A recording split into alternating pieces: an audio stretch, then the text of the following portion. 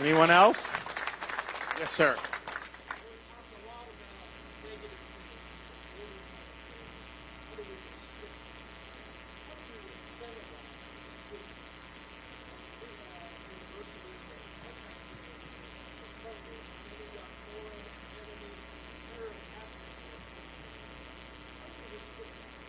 Oh, no, I think it's a great, universities, we know the universities have had problems for a long time, but what was happening on those universities after Hamas attacked Israel, that really revealed sickness and rot in these universities that is really, really above and beyond what even most people who were critical thought.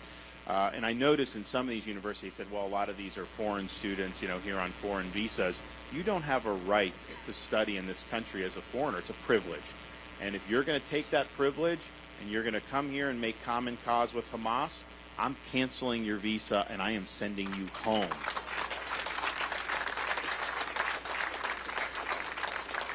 The other thing is okay, what's the purpose of a university? And yes, look, these like Harvard and these private ones, they're basically hedge funds at this point with their endowments, with like indoctrination camps attached to the hedge fund, and they've kind of really gone in a different mission. Doesn't mean it's right, doesn't mean we should be funding that from the federal government, of course not. But particularly on these state universities that you fund here in Iowa, we fund in Florida, it's like, okay, what's the purpose?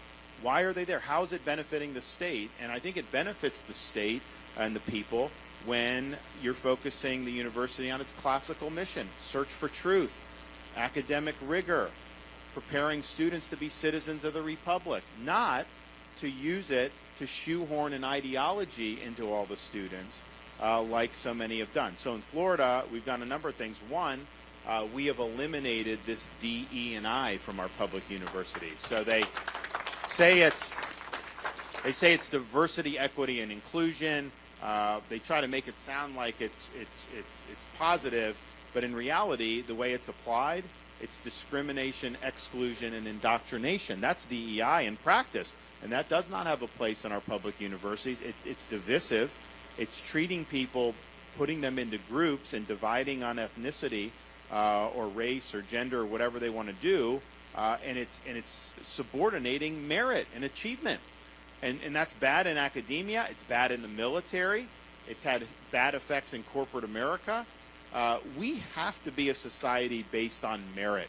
And nobody should be discriminated against because of the color of their skin or these other things that they can't control. And that goes for discriminating against somebody who's a racial minority, but it also means you don't discriminate against someone because they're white. That's not all of a sudden fine. And so we need to have that principle applied throughout across the board, whereas I think DE&I is basically saying that they can discriminate against Asian Americans, like getting into Harvard as an Asian American, they downgrade you, right, because they want to have fewer Asian Americans. They're happy to do that. They're happy to go with anti-white discrimination. That's fine for them. But it's not good for our country, and so we're not going to do that. So we got rid of that in Florida. That was this year. Texas, I think, has followed suit. There's going to be a lot that we're going to have to continue to follow up on because I think this is a hobby horse of the left, and they are going to try to push it. The other thing we did in Florida, all tenured professors must undergo review every 5 years and can be let go for poor performance. So, we want people doing a good job, we want them to do, but to try to use that position to just to politic or to do some of that, that's just not in the interest of taxpayers. But federally, we're going to do two things. One, the funding is not just going to flow to these universities.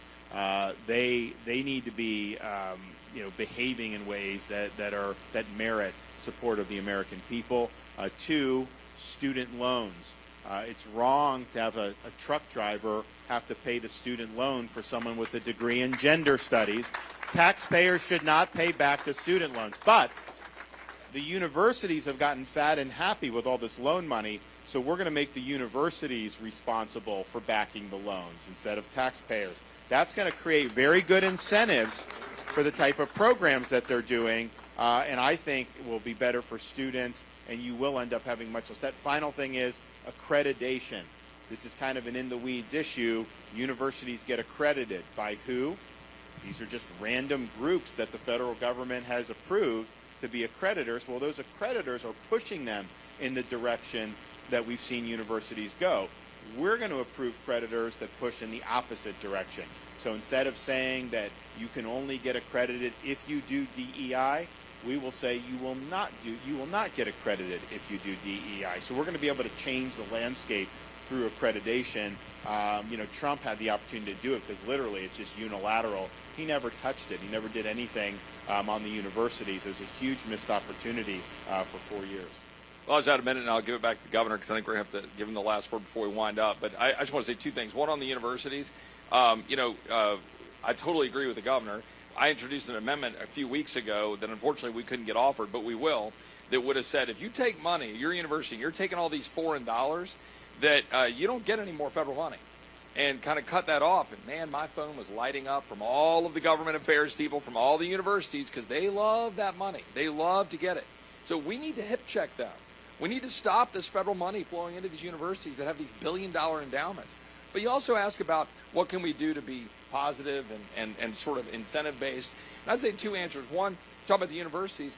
It's the University of Iowa, right, that has the hospital that overlooks the football field, right, with the kids that can, like that's the kind of, aspirational thing you want to see your universities do, right? That's something that we notice and take notice in Texas, where we're seeing that and going, man, what a great idea. What a wonderful thing for a university to do. And so that's a great thing, more of that. And then the other thing is, and I'm going to say it because I'm here to do it, elect this man so that we can have our kids look up to our president and want to follow a leader forward.